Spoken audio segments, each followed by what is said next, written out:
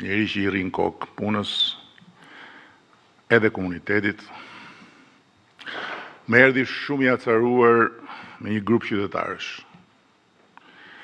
që I kishin dalë në protest për një problem në lagjen e tyre diku në një periferi të asaj bashkie. I kam gjetur në llumë, tha, nuk kishin rrugë, nuk kishin trotuare, për ndriçim s'bëhet fjalë, vetëm gropa, ferra, plera, I bëra me rrugë, tha, me trotuar, me drita me pemë, u bëra kopësht, u vura dhe stola, po janë mos mirënjohës. Ai shok dhe kolegë të dashur miq, jemi ne të gjithë.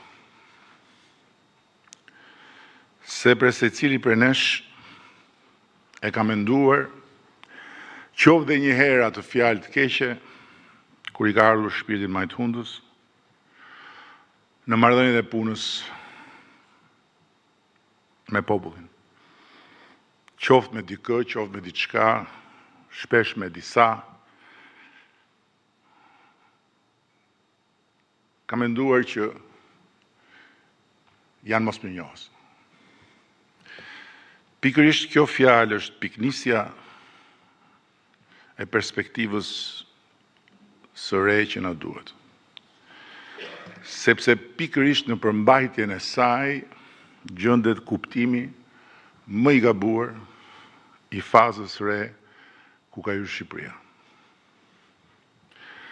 Prandaj dua që t'ua them unë që në fillim, duke shfrytzuar këtë rast drejt në sy atyre që protestuan ndaj kryetarit të bashkisë.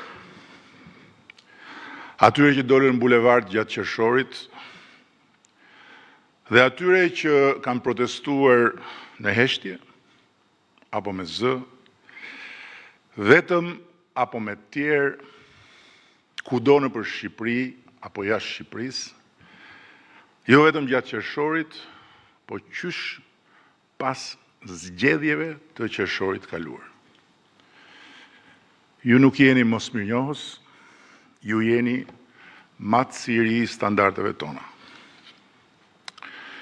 Ju atje në periferinë e një bashkie nuk protestuat kundër atyre që kryebashkiaku kishte bërë për ju, as kundër atij vetë. Ju që mbushët bulevardin dhe rrjetet sociale me protestën tuaj, nuk protestuat kundër Shqipërisë që ne ndërtuam gjatë 3 mandateve të para, dhe këtu po ndaj pak posaçërisht ata, jo të pakt që ishin votues, mbështetës, apo dhe antarët Partisë Socialiste. Po dhe ata që gjatë ditës ishin punë në shtetit dhe mbrëmje shkonin protestë. Ata nuk dolën në bulevardin e Flamingove për të mohuar transformimin e Shqipërisë, për të sulmuar qeverinë, apo për t'ju bashkuar këngës Rama jepe dorëheqjen. Ata që votuan për ne në qershorin e shkuar, dolën dhe u bashkuan me tjerët, edhe kur protesta drejtohej kundër meje. Sepse forca e saj përgjithëse ishte më imponuese mbi ta se sa figura ime. Ata të administratës ku plot mund mos kenë votuar për ne, dolën dhe ata me tjerët sepse Shqipëria e re që ne kemi ndërtuar nuk jeton me hijen e zvjetrës, kur njerëzit flakeshin nga puna e shtetit, me farë dhe me fis, pse shkonin në një takim tonin në opozit, se shkonin në protest kundër qeverisë, as që nuk bëj fjalë. Të gjithë bashkë ata qytetarë u mblodhen aq të shumt aty, kur sorrat dhe korbat nuk e kishin nxjerr ende kokën, sepse I çoi një nevojë e thellë, një nevojë e brendshme për të përcjell një mesazh më të fortë se sa përkatësia e tyre ndaj një partie apo se sa ngjyra e qeverisë për të cilën ata mund të kenë votuar. Shija kontaminuese e lirisë së asaj proteste dhe nevoja për të bashkuar me atë rrjedhë të pazakonshme njerëzish për Tiranën, duke dalë nga rrugicat e rutinës përditshme dhe duke ushqyer celularët me energji të rrallë, instagramike, një energji e mahnitshme, besoj, ishin më të fuqishme se sa I gjithë arsenali ynë I fakteve kundër gënjeshtrave, shpifjeve dhe akuzave lidhur me projektin e Zvërnecit. Prandaj mësimi I parë që duhet ndaj me ju është faktet tona nuk mjaftojnë më.